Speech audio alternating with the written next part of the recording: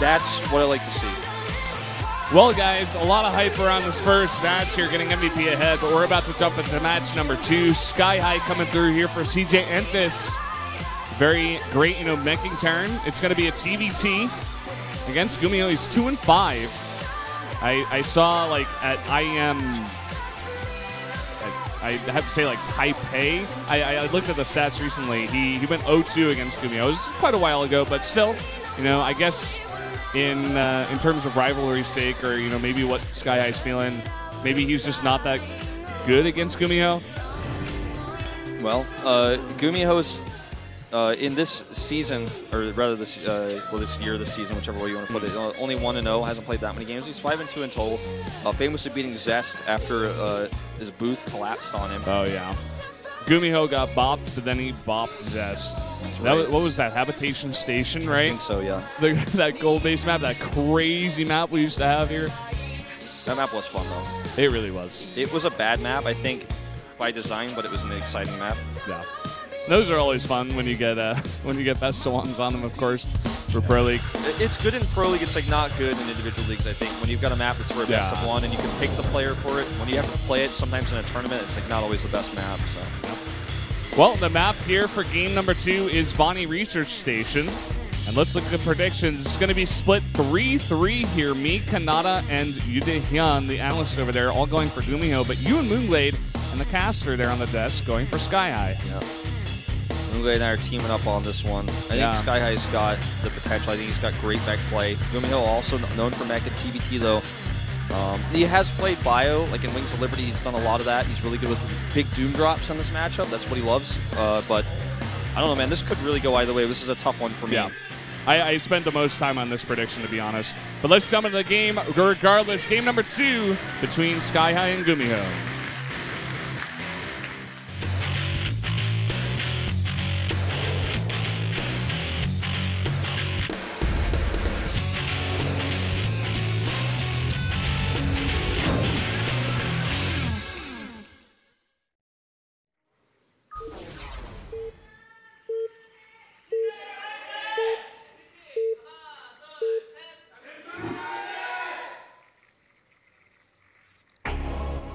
Down here in the south, in the red, our turn player from CJ Entis. It is Sky High. You're gonna. Okay, I'll translate that in a minute. At the top in the blue, it's Gumiho. And holy play. What? I don't know the reference. Seducing play. Oh, like the nine-tailed fox of Gumiho. Okay. The Sky High one was like, "You're gonna win for me, right? I trust you, and I'll cheer for you." It's like it's just a cute, perfect, cute thing to say. Look at those predictions from the fans, 51-49. That really actually just depicts how close this matchup is. We usually talk about certain fans voting a lot for their players, but this one is just straight up close. Well, the funny thing about this is, in almost all ways, these two they're like equally popular and famous in Korea. They are, I'd say most people would say they're about equal in skill level in Korea and outside of Korea. Like, Sky High is famous for his old CJ days. He's been on CJ. He's been the loyalist, the longest standing CJ player I think that survives today on CJ. Yeah, I can't think of anyone else. Like, Effort was there for a while, but he left. So I think he's like the longest CJ player that's still around today. Gumiho is famous, of course, for his epic So days, his drop play, and looking like Lenok. It was that's what he's famous for. Well, there was like a lot of people were saying that, or that he looked like Choi. I can't remember which, but I think it was Lenok. Yeah, I think it was Lenok, but I don't think they looked that alike at all. But anyways, that's why I got confused. I'm like, I don't know. But we see a very similar opening for these two. The gas first. The rush distance on this map by air is pretty. It's pretty short. I mean, it's a short map in general. You can get Banshees to your opponent's base pretty quick. You don't have to scout on this map to see if they're going to do that. And it's almost as like they've both kind of felt like, oh, my opponent's going to do the same thing as me. I'm not even going to send a quick scout. No Reapers, no SCV scouts coming across, just fast factories. And the question is, does somebody rush a Raven to play defensively, or do they both just go Banshees and we have that crazy game? Well, part of this also is that neither player is scouting. Neither player knows. It looks like Gumio's going to be the first person to commit to scouting. He's going to make a Reaper, and he will be able to get into the base of Sky High and have an idea of what he wants to make. Maybe he sees an aggressive Banshee play build or just an aggressive build in general, and then he just play defensive, whereas Sky High may be saying, oh, okay, I'm just going to go for it. Like, I got a specific build planned out. I want to see exactly what these guys are going for before I make any other predictions on their build, you know. Sure. A little bit of delayed Reaper here from Gumio. Everyone knows Gumio loves his Reapers. It's actually won even a TVP matchup with pure Reaper before. It's actually happened. I think he beat Classic with that once. Someone else in the GSTL All-Star match last year, but or was that 2 years ago now? Oh, it's been a while. Yeah, 2 years Back ago. in the day, Back in the day, man. I missed the GSTL. It was a great tournament. Well, now we got Pro League. It's even better. Well, we already have Pro League, but... Ooh, look at the sneaks somehow between the units here. Very lucky. Yeah. He's going to see Hellions and no Tech Labs, so he's like, okay, go on the drop route. He sees everything. This is so good for Gumio. Gumio's got his expansion up much, much faster. And like we said before, now that he sees this, all that he has to do is play defensive and just make sure he can defend that CC, and he will get ahead. Yeah. This is a very ideal position here for Gumio. He's doing the same sort of build, but he's cut Marines entirely, obviously, with that Reaper, and hasn't been making any more, so he's going to be going into mech, as you would expect. But he is finding himself, to a certain extent, with a lack of units. So knowing about this is, you know, obviously going to give him some inherent advantages, but he's going to need to make sure his Viking is in position and he can crank those Hellions out so he can actually hold this, because that's a lot of Marine firepower here. Yeah. He should be able to defend it, but, you know, needs to be cautious still. Yeah, I think he has a very good idea this is coming as well, and he's already sending that Hellion back. It looks like he's got that timing down, so just pumping out a bunch of Hellions to deal with those Marines. It's going to be up to Sky High not to bunch up his units here against this many Hellions. Also, the safety Viking, just to help out against the medevac, can also drop down and help out on the ground as well. And let's see what this build can do. All right, here we go. Hellions are so ready. Dropping this would just be a mistake. Although with the Viking here, he's going to have to make some awkward choices. Drops the Widow Mine. Oh, this is just a disaster. He's actually even going to lose the medevac. Two Hellions try to sneak in the back, but they're probably not going to get much damage done. Yeah, they're actually probably going to get down without doing any damage at all. Yeah, I don't think he killed a single SCV. Whoa. That was like... I don't know. Like, I'm trying to think of an analogy. That build just like did not work at all. That just did not work. That's like, I don't know. That's like when you go. That feeling is like when you go to like the department to get your driver's license or something. You forgot your like one critical document. It's just like, it's that feeling of just like, well, I just missed everything. Now I just get. I wasted so much time. I wasted so much of everything. Like now I have to go home and be sad and like try again another day because like, what is he gonna do now? He committed so much to this harassment, and now he can't. He's got no options. He's only putting down his second CC now, and he's gonna try to catch up. You know, make another CC and just defend behind this wall. But Gumio's already got his third one coming up here. He's got so many more units, and he's had like probably 2 extra mules for a while. Like we said before, he held it off, and really all he has to do is play defensive and follow up with a push timing, and I don't really know what Sky High can do to defend. That was like the worst drop I've ever seen. I mean, it wasn't even that badly executed. It was just that Gumio knew about it, and he was totally ready with his Hellions. I was concerned that he might move his Hellions out or something, or he wouldn't have enough, but why would he when he knows? And if they're all there, he has to drop the units if there's a Viking there, because if he doesn't drop, then, well, he's just going to lose everything anyway. So he tried to drop them out and save the medevac, but it already used its boost. And oh boy, this Banshee is going to run into trouble as well. This is just not Sky High's day right now.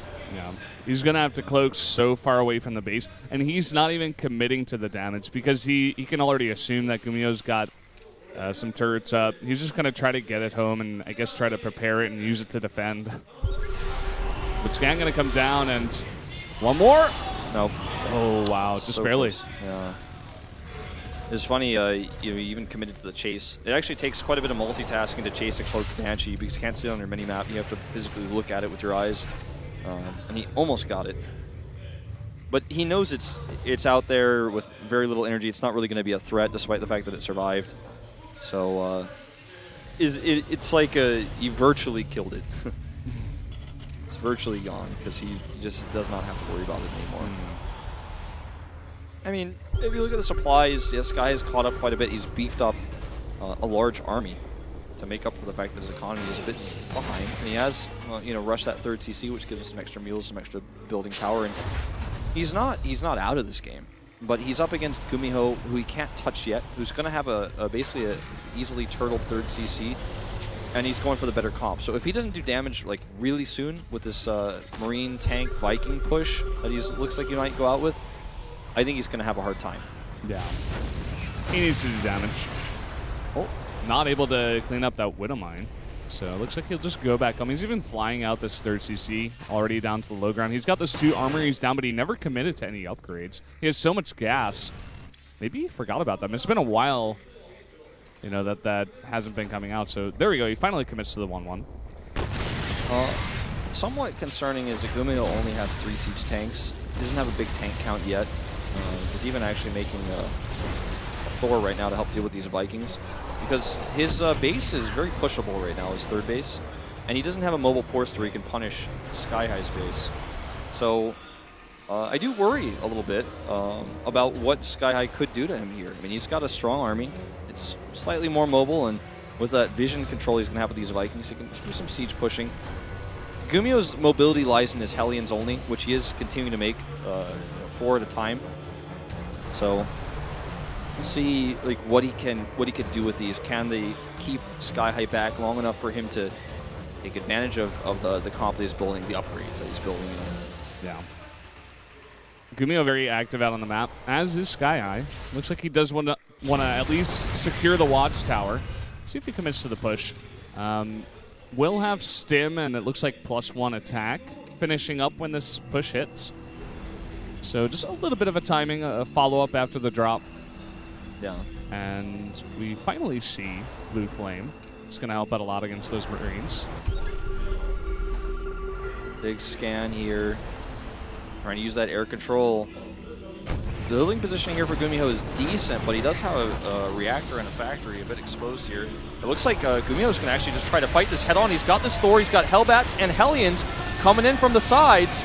And you know what? There's not enough army on the ground here. It's actually just going to get cleaned up. The Vikings are going to, I guess, try to do some harass here. What else can they do? Yeah, it's actually a lot of Vikings. They're going to get straight down there. But at the same time, they're going to lift up here against the Vikings of Gumiho. And Gumiho's got a Thor. It still survives. It's going to be so effective against his Vikings. And that's really all he's got right now. Well, they need to move, too. It's just sitting there taking it.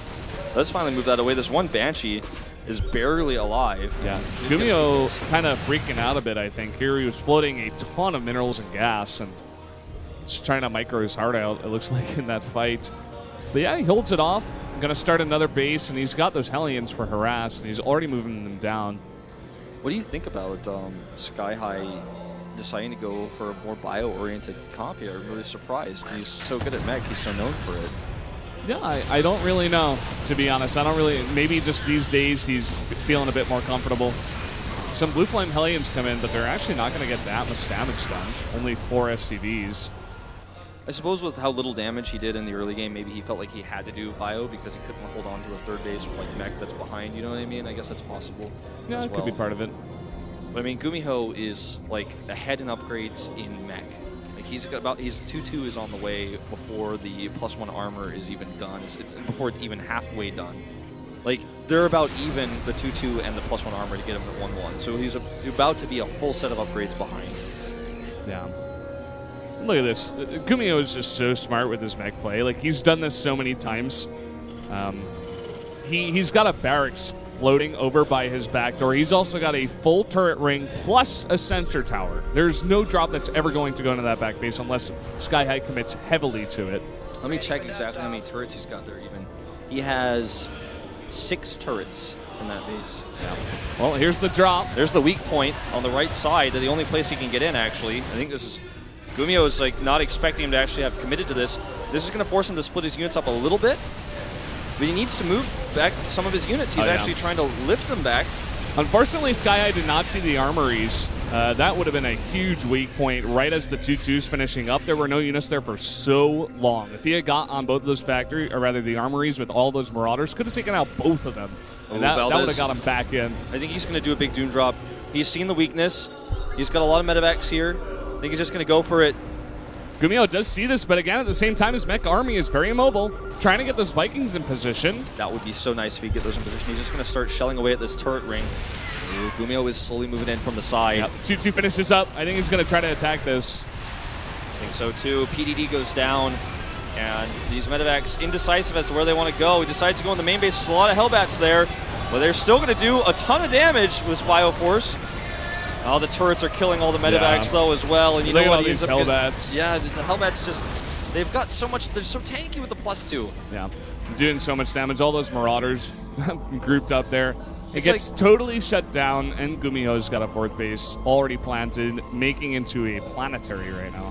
He did some damage with that drop, but it was mostly just killing the Hellbats, the easy-to-replace units of Gumiho, whereas Gumiho now still has his main ground army. The rest of his Hellbats now joining up together, and he's ready to push across the map. And if you're ever comfortable enough to push across a map like this as mech versus bio, you know you have a lead. You're just walking across the map, not even concerned about the safety of your fort, because like you said, it's a planetary. And oh, look at that money scan. Sees everything of Sky High's over there on the right side.